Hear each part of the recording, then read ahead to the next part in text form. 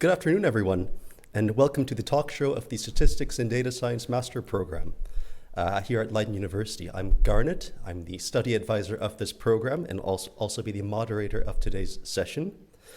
Several people have joined me in this session, Saskia, who is our program director, and two of our students, Jolene and Gabriella. Before we begin, I'll tell you something about the structure of today's session. First, our program director, Saskia, will give a brief introduction to the master program.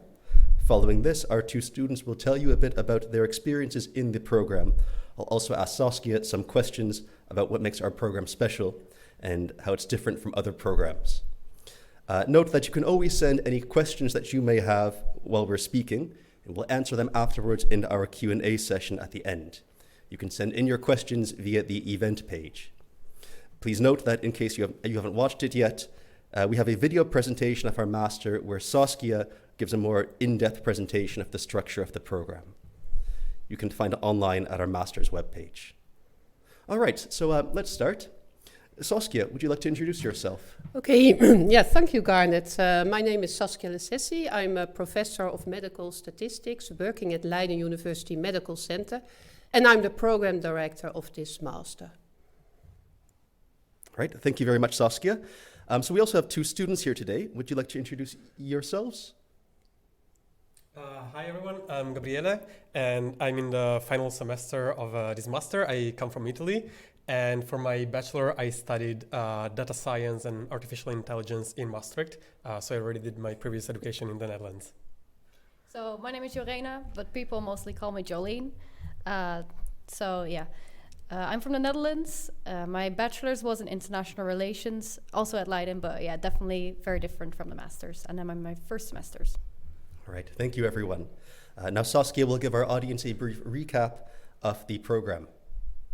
Okay, yeah. Welcome, everyone. Here in a nutshell, what is the Master Statistics and Data Science? Well, this master is open to students with a variety of different bachelors. And what we will give you in these 2 years is to give a solid methodological basis in statistics and data science. And we also focus on applications, and then in particular in the life and behavioral sciences. So it could be that you are looking at crops, agricultural data. It could be that you are looking at people doing psychological tasks and then analyzing the data of MRI scans. And it could also be that you are looking at survival of patients. This is not a master just in one institute of Leiden University. Actually, several institutes of Leiden University are being involved, like the Mathematical Institute, the group Methods and Statistics of the Psychology group of Psychology Institute of the Faculty of Social Sciences. Leiden University Medical Center is involved, and that's where I come from. And also Wageningen University is being involved. Furthermore, we have the official AMOS label. That's we are a European Master in Official Statistics. And also for elective courses, people from Statistics Netherlands and also from Amsterdam University Medical Center are involved in our program. And that means that if you're following our program, you get instructors which are experts on many different fields in statistics and data science. So I already told you we have students with a big variety in backgrounds, ranging from quite applied bachelors to very quantitative mathematics, for example, bachelors. And we also have a lot of international students. Now we are going to turn to the program. And what you will see is that in the first semester there are a lot of courses. Then in the second and third semester there's a combination of mandatory and elective courses. And then the last semester is being devoted to the thesis project. So the first semester here you can see the list of core courses which will help you prepare for the rest of the program. This is the basis of statistics and data science. Then in the second and third semester, we have a combination of mandatory and elective courses, and you can already choose in what direction you want to specialize yourself. For example, if you are interested in medical field, then you could follow in the second semester the course Survival Analysis, and then in the third semester High-Dimensional Data Analysis and Statistical Genetics. If you are interested in biology, then you could follow in the second semester the course Design and Analysis of Biological Experiments, and in the third semester the same courses as when you are interested in medical statistics. If you are interested in our AMOS tracks, that's a track of official statistics that is statistics being used by governments, then you can follow in the second semester survey methodology, and in the third semester the EMOS core module, and also some extra electives. If you are interested in real hardcore data science, you could follow in the second semester data visualization, and then in the third semester advances in data mining or introduction to deep learning. And then if you are interested in psychometrics or sociometrics, so more in the behavioral sciences, you can follow in the second semester survey methodology, and in the third semester nonlinear mixed data analysis or psychometrics and SEM. I want to mention briefly some highlights of the second year. In the third semester, we have statistical consulting, where you are performing a consulting project with an actual client. And then in the fourth semester, we have the thesis project, and that you can do an academic thesis, writing an academic thesis on a methodological topic, but you could also do a more applied project where a not standard data analysis is carried out. And you can do that in university or somewhere outside of university. You may wonder, is this the right master for me? And actually you are a good candidate if you like statistics and, come back you. If you like statistics and math, because those are the foundations, well, math is the foundation of statistics and data science, so that's, so you need, more or less, you need to like to puzzle. You should like to work with computers and data because you will analyze a lot of data during this program. You should have interest in applications, and then in particular in life and behavioral sciences. And you should like to work together with others, because that's what a future data scientist or statistician is likely going to work in working together with a lot of other people. And therefore a good knowledge of English is important. I also tell you what we are not. We are not a financial master, so we will not train you in business intelligence or business analytics or in engineering. We also are not a computer science master. We are a statistics and data science. And we also are not a mathematical program. We are not going to use mathematics to prove all kinds of theories, but we are using mathematics as a tool to perform statistics and data science.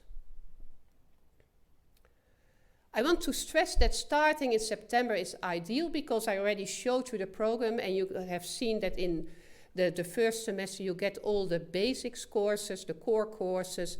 So if you start in February, you have not experienced those courses, you follow those courses, and then it's harder to start in February.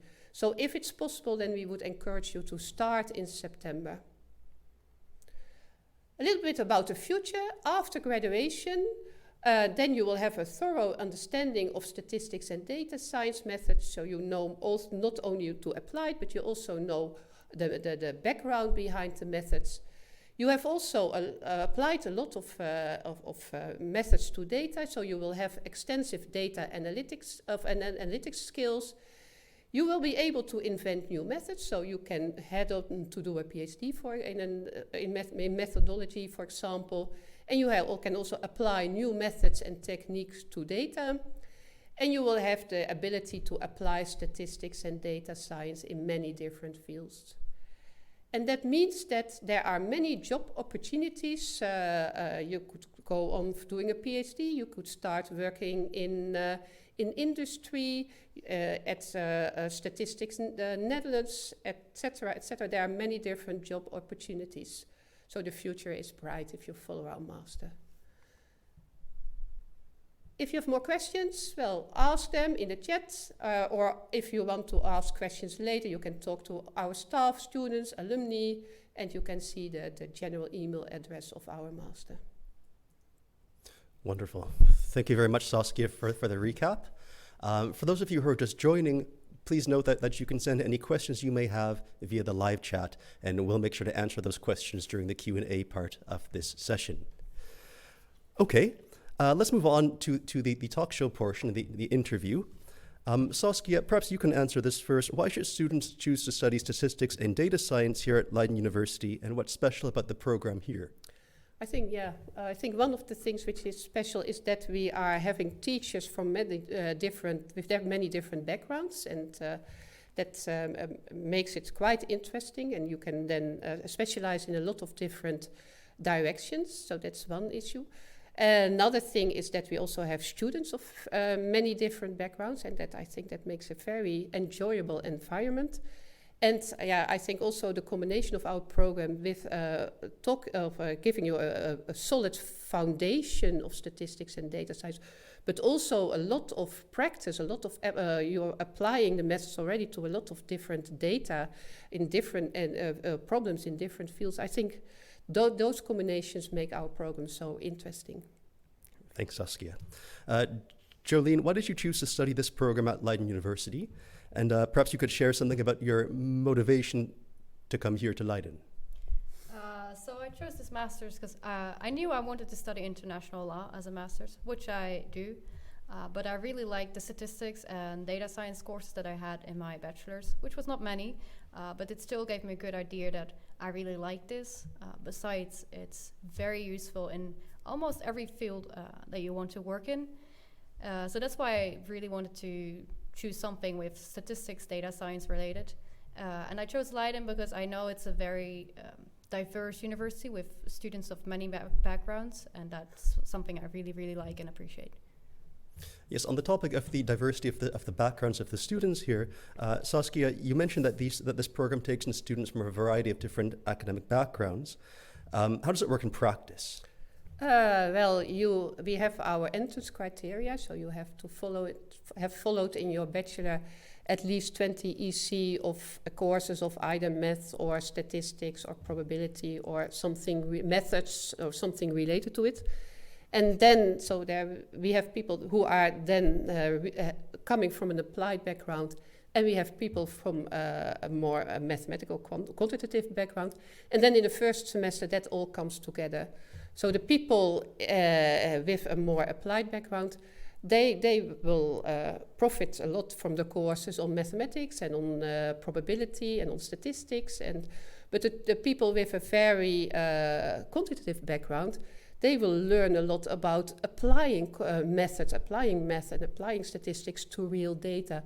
So the first semester is really a combination. You also learn a little bit about how to program. Not a little bit, you learn a lot about how to program. In the first semester, we used the programming language R. In the second semester, we also used the programming language Python. So the first semester, everything comes together, and because people have a lot of different backgrounds, people learn a lot also from each other. Thank you. Gabriella, could you share some of your experiences in the program so far, and how is it to study with others and to work with them when they come from such different backgrounds? Yes. So as Saskia mentioned, students come from really a big variety of backgrounds. And I think that's particularly nice because you can always learn something from other students. So for example, I studied data science and AI in my bachelor. So I had no previous knowledge regarding medicine, biology, or psychology. And there have been multiple times during projects where I had to work with that type of data. And there was always somebody in my group that came from one of those background. And so it was always nice to be able to share the different type of background knowledge that we had.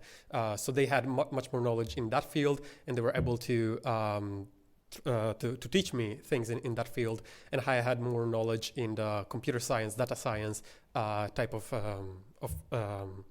information, and so I was able to teach them more about that. And so it's not only about a diversity of international students, but it's also a diversity of backgrounds and diversity of bachelor that people have followed. and those two really complement each other, and it's very nice. And it's also something that I've noticed. It's something that it's growing more and more with students. So in our year, there wasn't very much this aspect, but it was still when there was COVID and lockdowns. But now I'm seeing, for example, in the group chat from the first years, that it's much more active, and there are more people that are engaging and trying to help each other, which is very nice to see. Great. Jolene, you just finished your first month in this program. Could you describe your typical week for us? And do you have a lot of classes, a lot of free time? How are the lectures? So, in my opinion, the balance is quite nice. Every day I do have at least one lecture. Usually it takes about 4 hours. And most lectures consist of first a theoretical part, and after it you can work on the projects and homework assignments, which is really nice. So you're not like 4 hours straight just listening to new information. You're also applying it right away. That also gives you, if you do most of that work in the lectures, that gives you quite a lot of free time, in my opinion, although I've heard different opinions from other students. And yeah, that's basically what a week looks like. So I have everyday classes quite late, luckily. And then I go home. Unfortunately, I don't live very close to Leiden, so it does take me a long time to travel here, travel back. But yeah, that's basically it. Saskia, in the second year of the program, there's a course called Statistical Consulting. Could you tell us a bit about that course? Yeah, I can do that. I already showed it on the screen, but this is one of the highlights, at least we think as program management of the program. This is where you start to work with real data on real problems. We ask people from Wageningen, from Leiden University Medical Center, from the University of Leiden, who have problems with statistics of data science to come to our course. They explain it to our students, and then the students have to work on those problems. First have to find out what the question is, and then also use all the knowledge they acquired in the first year to apply it to those problems. So it's a challenge. You learn a lot about communications, a lot about real-world data, which is often not as nice as data from a course book. But I think it's a very good course. But yeah, maybe Gabrielle, you can say more about it. Yeah. So I already followed this course last year. And we had a client from the linguistic department of Leiden University. And the professor was doing a research on English-speaking citizens who were trying to learn Chinese. And so she was trying to test their ability to learn a tonal language like Chinese, so with the 4 different tones. And basically she had drafted an experiment where the English speaking patients had to try to distinguish the different tones. And so we were already given the full data set. It was a very clean, very nice data set. And we had to try help her solve the research question that she had. And so over the course of 4 months, we met up with our client around 3-4 times. And it was very nice because it was a great opportunity for us to not only learn how to put in practice the things that we had learned in the previous courses, but it was also a great opportunity to learn how to behave with a client that comes from outside of our department or someone outside of the university. So yeah, you also have a lot of learning process about communication with the client, how to address the client, how to address the clients also offline. Outside of the meeting, and how to write a formal email, and the type of behavior just to always have with the client. It was a very nice experience. Great, thank you. Jolene, as I mentioned, you started last month. Are there any courses that you found particularly interesting or perhaps particularly challenging? So far, I found all the courses quite interesting. It is still quite theoretical based, but that makes a lot of sense. One course, Statistics and Probability, it does go very fast. Like the tempo of the course is really fast. So if you decide to come here, try and attend as many lectures as you can. because if you miss one, it's very difficult to catch up with the rest of the class. But so far, it's all really interesting. I really like mathematics as well. So yeah. And if you did miss a lecture, is there a possibility to watch the lecture afterwards online? Almost all courses, luckily, the lectures are recorded. So if you do miss something, you can always watch it back, which good for me because I do miss some lectures because I have overlap in my schedule. So yeah, that's really nice. Thank you. Saskia, could you share a bit about the thesis project? And is there any possibility of doing an internship while in this program? Yes, I can tell you. In the last semester, you will be working on your thesis, and you can do that in a university, and then maybe looking more into particular methods, a more theoretical thesis, or you can do a more applied project. And you can also do that outside of university. So we have some students doing their projects here in the Leiden Bioscience Park at certain companies there. We have people doing their thesis project in Statistics Netherlands, the CBS, also at the National Dutch Cancer Institute. So we have people doing their projects outside of university. There is no separate internship in our program. So if you are going to a place outside of the university, we still expect you to write a thesis there and being then supervised by people both from that company or that other place and from people of a staff from our master. And are there any requirements on the companies that people can work at for these external theses, or is more or less any company fair as long as they can find a supervisor? No, we ask, we want to have the supervisors to have a PhD in statistics and data science so that they can adequately supervise you. So that's one requirement. And we also want you to do a project which is related to our program. So it should be connected to statistics and data science. Sure. Gabriella, you're currently working on your thesis project. Would you like to share a bit about that? Yeah, so I'm currently working on a dataset that my thesis supervisor worked on her PhD. And it's basically data taken from rheumatology centers in Belgium. So we have a 2-year-long trial that was done in Belgium, and we are basically looking at patients with rheumatoid arthritis. So it's a very clinical medical type of data which I had never experienced before, before the master. So it's very nice because I'm also not only applying statistics, but also I'm learning a lot about that type of background. And we are basically looking for 3 different factors. So we have a lot of variables, and we have to extract the 3 different factors from the data that we have. We have a clinical, laboratory, and patient-reported outcomes. And basically what we want to do is we want to try to cluster the patients in a way that is time-independent. So we're trying to find a way to see if there is any time-independent clustering, which means grouping of the different patients that could maybe help the doctors try to see if there's a trend in the different patients and in the different cures.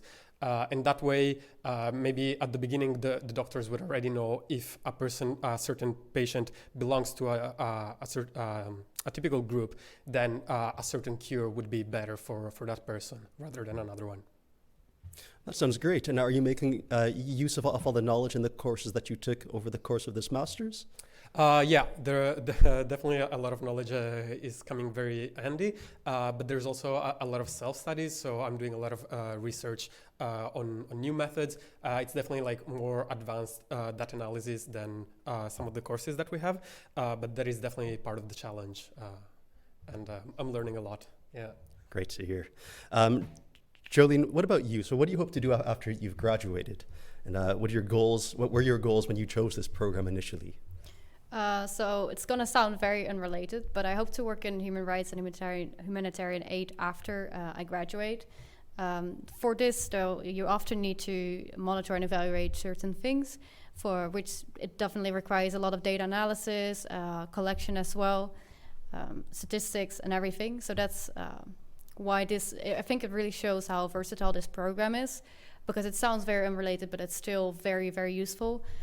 So that's also why I really hope to learn more data analysis during this degree, data science in general, especially working with R and Python, which I will get in the second semester.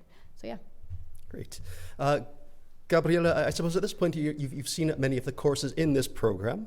I'm curious if you face any certain challenges during your studies, if there are any courses or topics that you found somewhat difficult, and what did you hear from other students around you in terms of their experiences?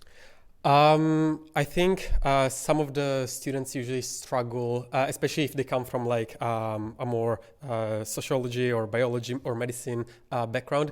Maybe they struggle a little bit with the more mathematical courses, for example, mathematics for statistician or probability and statistics. As Julian said, it moves at a very fast pace. But it's definitely something that we have been trying to tackle for a long time in the program, trying to make this as accessible as possible for people for students from all the different background. And I think I can see already a big improvement since when I started the master, which is very nice to see. I think I didn't personally have a lot of problem with the master, but it's because I come from data science and AI. So everything that I'm seeing, I had already like a little bit of background. And as I said, the things that are new to me are more about like medicine or psychology or sociology, and that is very nice to see that there's always somebody that is happy to help in those fields. Great, that sounds like good advice for prospective students. Jolene, do you have any other advice that you would give to prospective students? I think outside of the typical attend your lectures, go to the social events, make just the most out of your time here. It is very important to get housing on time here because in the Netherlands we do have a housing crisis and it is quite difficult to find something. So if you come here, please start on time looking for housing. And like I said, just attend the lectures, go to the social events, do your homework, practice, not just listen to the lectures and thinking, oh, I get it. Really do the homework exercises and the other exercises. And then I think you're going to have a very, very good time here. Yes, accommodation is certainly, I think many students struggle with at the start. On the topic of living in Leiden then, Gabriella, how does it feel to be an international student here in Leiden? It's actually very great. The international community is very, very alive. There are people from all parts of the world. There's a lot of students from South Europe, but there are a lot of students coming as well from the US, Latin America, and Asia. There are a lot of students from China, for example. We have some student association as well that are targeted especially towards international students, and I think that's very special because all the international students that come to the Netherlands or to Leiden, they're always trying to look for a family away from home, and this association really offered this type of community because you can always go to these events and always see like the same type of people or people with that are looking for the same things as you, like a community with which to grow. And I've been to a lot of this type of events, and it's very great to see this type of community growing. Thank you. Okay, let's move on to the Q&A session of this program. For our first question, I see a question. So for the students, why did you choose statistics and data science, and why not applied mathematics, for example? Gabriella, I suppose your area was somewhat close to applied mathematics. Could you answer this? Yeah. I think I really, really enjoyed the data science part in my bachelor, and so I wanted to keep focusing on this type of things. And I really liked the fact that there were so many different departments that were linked with our program, and so it wasn't only going towards one direction, for example like applied mathematics, but we could really use data sets from different type of fields, which is something that I look forward to in my job career, being able to just go from one place to another, not really being stuck in only one type of field. Great. Our second question comes from Alexandra.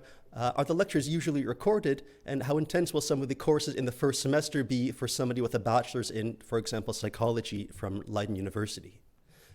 Jolene, perhaps you could answer this question. Almost, I think there's only one course of which the lectures are not recorded. Everyone posts the slides as well, though, so even if it's not recorded, you can still get a lot of information from the slides.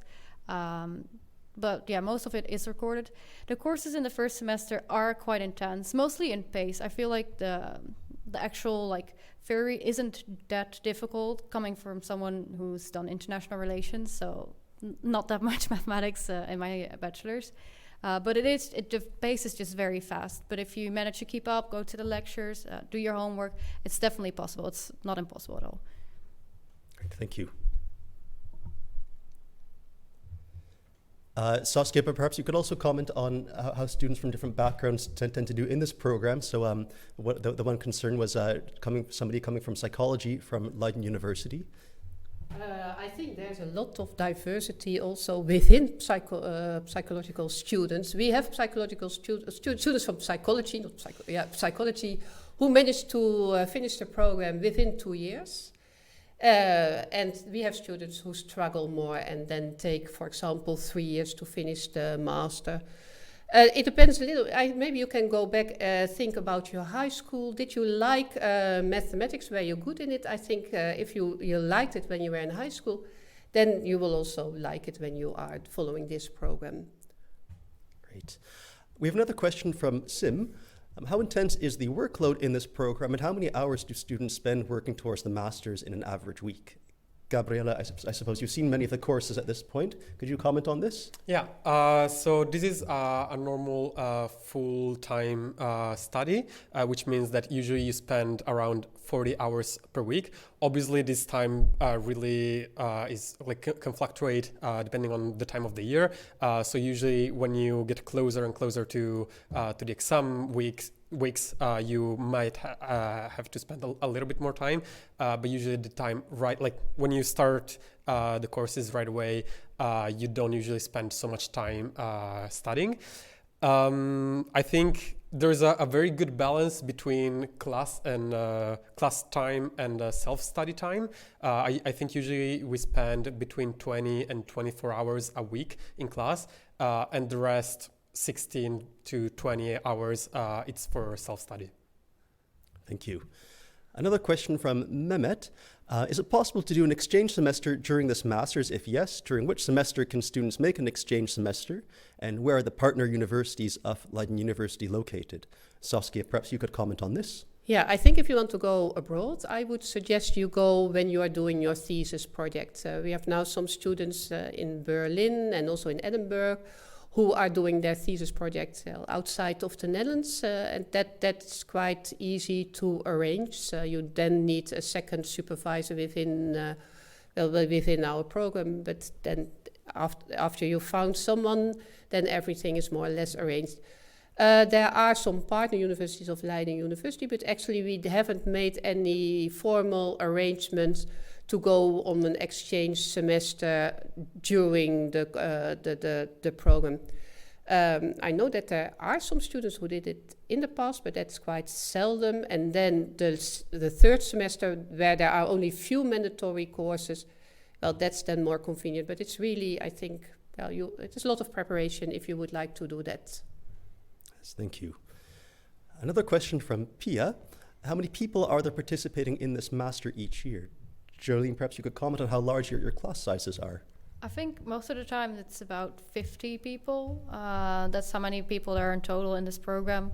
Of course, especially since a lot of things are recorded, not always does everyone show up. So sometimes it's less, but most of the time it's around 50. And then some courses also see not exchange, but students who chose the course as an elective. So quite a lot of the times for medicine, they choose like 1 or 2 courses of the masters, and then they join in on us. So then the classes are a bit bigger. Thank you. Another question from Jennifer. Is there any opportunity to follow other elective courses in different faculties, for example, in sociology or economics? Saskia, could you answer this question? Yes, I can. Yes, there is an opportunity to follow other electives. If you are we have our selected electives. If you want to follow other electives, you have to ask for permission from the Board of Examiners, and they will look if it has some connection with our master. But as long as it has, you have the freedom to choose some other electives. Yeah, the maximum is 12 EC. We have another question from Mirta. Is it possible to do a PhD, for example, in psychology and not statistics after doing this master? Or should this prospective student have more knowledge of human behavior and psychological theories? Saskia, could you perhaps comment on this? Yes, definitely. Actually, some of our former students are now working in the psychology department, so it's definitely possible. We also have students doing a PhD in biology or a PhD in pharmacy. You have it depends on what your bachelor, what your background is, and what you are doing with your thesis project. Because if you are targeted your whole program towards psychology, then you are very equipped to do a PhD in psychology. Yeah. Thank you.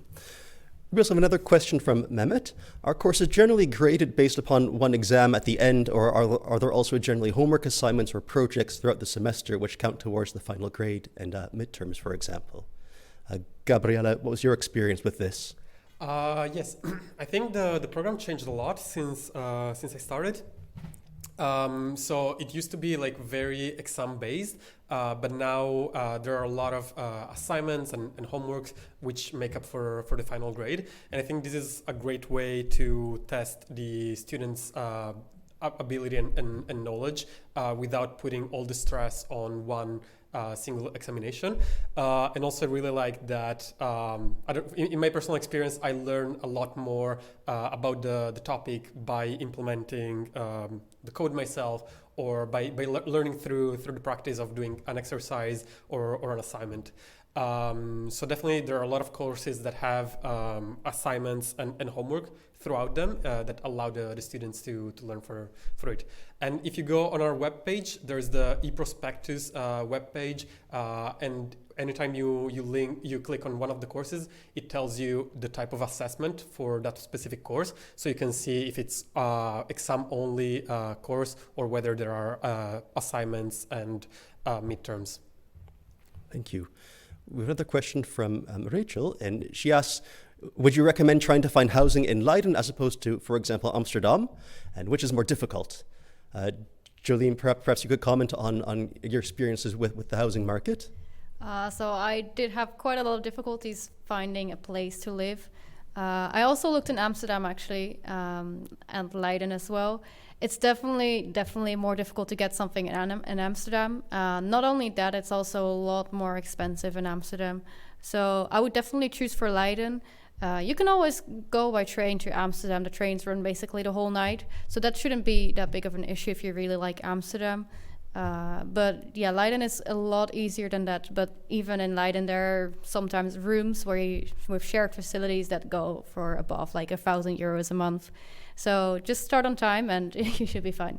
And what other places do you know of that your colleagues are living in?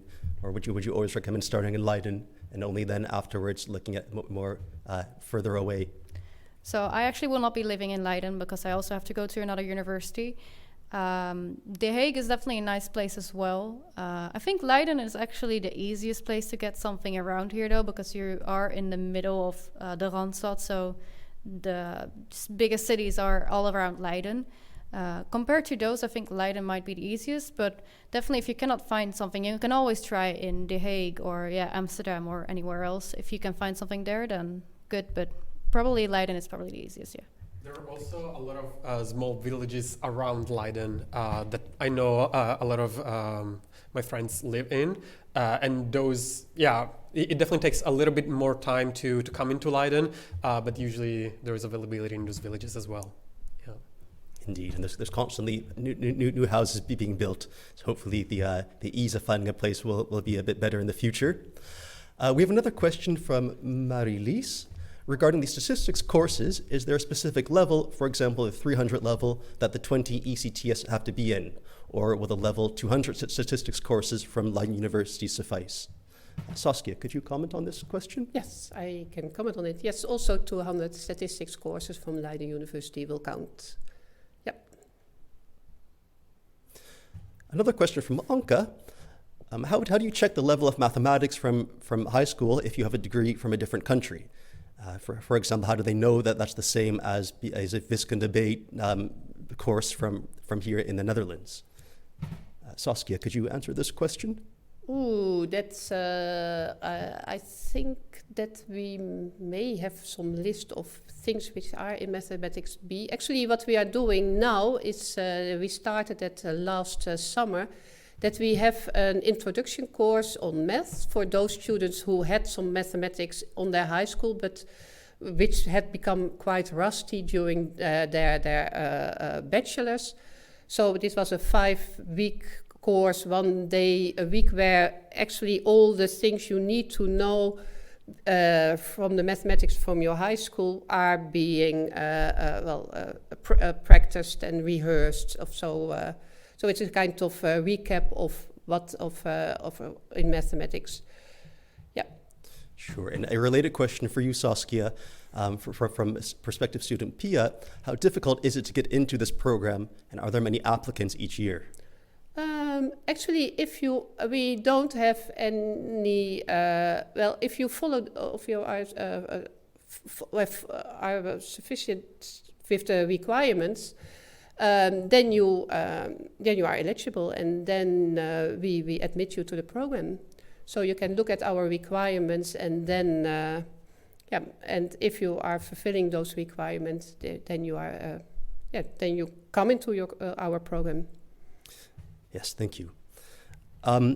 Gabriella, is it possible to work next to your studies? Do you know of anyone else, any of your colleagues that are also working next to their studies? Yes. I'm actually working myself. I'm part of the PR team of our faculty. Consider that the program is definitely a full-time program, so it takes 40 hours a week. So it doesn't really allow for a lot of time extra to work, but it's definitely possible. So I'm currently working a job that is 6 hours a week, and I'm not really having any problem trying to manage the study alongside with the work. So it's definitely a possibility. Thank you. We have another question from a prospective student, Vinay. If you've already done linear algebra in the bachelor, or for example, calculus, could you also choose to do an elective instead of taking the course again in your first semester? Saskia, could you tell us a bit more about if there's a potential for this? Yes, but you have to first ask the Board of Examiners whether you can be exempt for a particular course, and they will give you exemption if you have already followed the course into your bachelor. They will then look at what kind of, your linear algebra course, for example, what topics have been treated in that course, and if it's similar to the topics we are treating. And if that's the case, then you will get an exemption, and you can follow another course, another elective instead. Yeah. Thank you. Jolene, beforehand, how much programming experience did you have? And did you find that your programming knowledge, or did you find, for example, that program is being taught to you as you enter the program, or was it needed before you entered? So I actually did have some programming knowledge because I had one course during my bachelor's in R. And so I'm also following statistical computing in R right now. And it does start from the very basics. So if you don't have any programming knowledge, you should still be able to follow it. It's not that difficult so far, but I've heard that the difficulty does go up even if you have done R before. So if you don't have any programming knowledge, don't worry, you can still start and you'll be fine if you do everything you need to do. Thanks. Gabriella, what kind of tools did you learn during this program? Would you say that it's more practical focused or more theoretical focused? I think it's a nice balance of the two. We learn a lot of theory, but we always put the theory in practice. So whenever we learn about a programming method or a model, we learn it both from the theory perspective, trying to understand the underlying working of the model, but we always try to put it into practice by programming it into R or Python. So it's a nice balance of the two. Good to hear. Jolene, you mentioned before that sometimes, unfortunately, you don't make every single lecture, but that it's possible to watch most of them afterwards. Are there any mandatory lectures where your attendance really is required? So far, I've had no mandatory lectures. So it really does depend on yourself. There's not anyone that's like most bachelors, there's not anyone that's going to tell you, oh, you should go to the lecture. Oh, you should do your homework. So it does require a lot of independence and self-control and discipline. But there's so far, maybe Gabriella has had some where the attendance is mandatory, but so far not yet. Yeah, I think only statistical consulting it really has mandatory attendance, because you are obviously required to be present when you are talking to the client. Other than that, there are some courses that maybe require attendance on a particular day, because maybe there is a mandatory workshop for that particular course. But in general, statistical consulting is the only course that has mandatory attendance for all the lessons. Yes, we do have another question now from Marie-Lise. What is the requirement for entry to the program mean when we say that you need some basic knowledge of calculus equivalent to the Dutch VWO-wiskunde B? So for international students, what does this mean? Is it equivalent or enough, for example, to obtain a bachelor here from Leiden in psychology? Saskia, could you answer this question? Yes, what we expect you to know is about the knowledge about functions, about differentiating and integrating, about solving equations. I think that's the parts which you really will need, calculating with logarithms and exponentials. I think those are the requirements the things we require before you start. If you want to know more, then please mail us, because then we can send you the information of our course which we gave last summer, and you can check and see if that feels familiar and if you like to work on that level. So please contact us and then we can give you more information. Indeed. So if you haven't taken necessarily some calculus in your high school, as long as you've obtained that somewhere along in your bachelor courses, then that shouldn't be an issue in terms of the admission requirements. Is there a mentorship program in this, or a mentorship program within this program? Is there a way that upper year students help the lower year students kind of adjust to the program? Jolene, do you have a mentor? Actually, behind the scenes, my mentor is working here.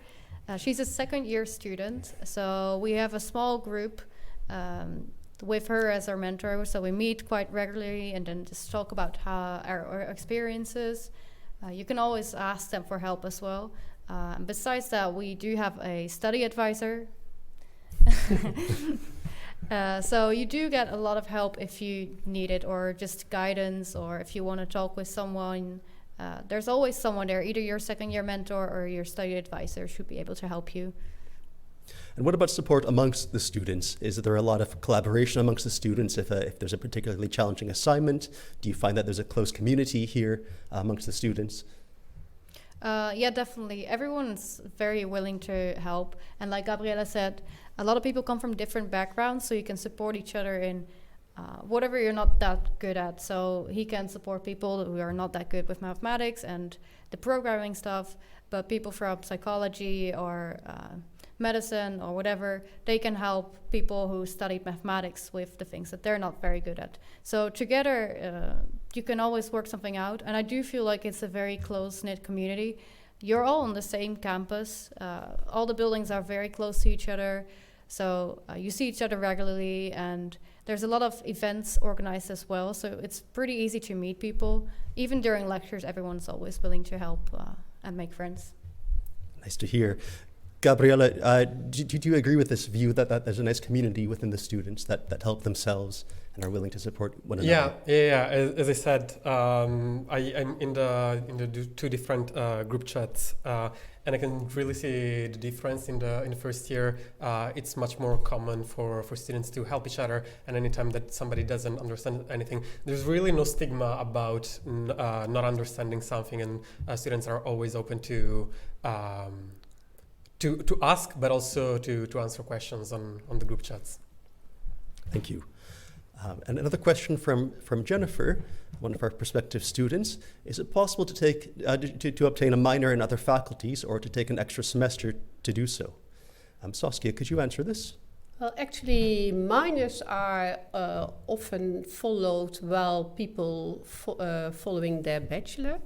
So it's not standard to follow a minor in our program, but yeah, of course you can always take an extra semester to follow more courses than needed to finish our program.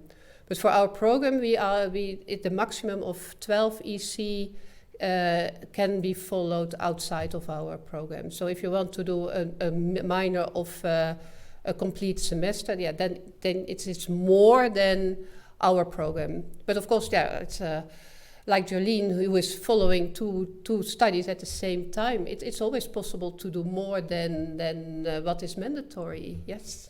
I do have to add to that though. You can have, if you do that, you can have overlap between the courses that you take, which does make it very difficult. It's also at least doing 2 masters, it's quite heavy in terms of the workload. So then I would recommend taking maybe an extra semester, but it is possible, but you do have to schedule well and try and make sure to not have too much overlap in your schedule. Indeed. And if you ever have any questions about that, you can, of course, speak with a study advisor with me once you start, and we can help you work out a good schedule for that. Saskia, here's a question from a student, Alexandra. You mentioned something about a preparatory mathematics course before the start of this master's regarding calculus and linear algebra. Could you comment more on what this preparatory course entails? Yeah, it was about calculus, not linear algebra. And actually, in 5 weeks, it was a do-it-yourself course, but with every week there was the possibility to ask questions and talk to a teacher. And it's in fact a rehearsal of a recap of the calculus of what a lot of students get in high school. And this was an experiment. So we did it for the first time this year, and actually it went, I think, very well. Garnet organized it together with some other students, and and I think it was we are going to now. Definitely, we're going to do it again. So starting somewhere halfway during the summer, and we will let you know in due time when this will start. Great. I'm afraid that our time is now up. So I would like to thank Saskia, Jolene, and Gabriella for joining me today for this live session. Most importantly, thank you for joining us. We hope that you've enjoyed this session and that it was helpful for you to make a decision concerning your master's studies. If we haven't been able to answer one of your questions, you can always email us at pr@stat.leidenuniv.nl. Or, of course, there's the UniBuddy system via the website if you have a question for our current students. Furthermore, it's always possible for you to visit the university and experience a day as a student.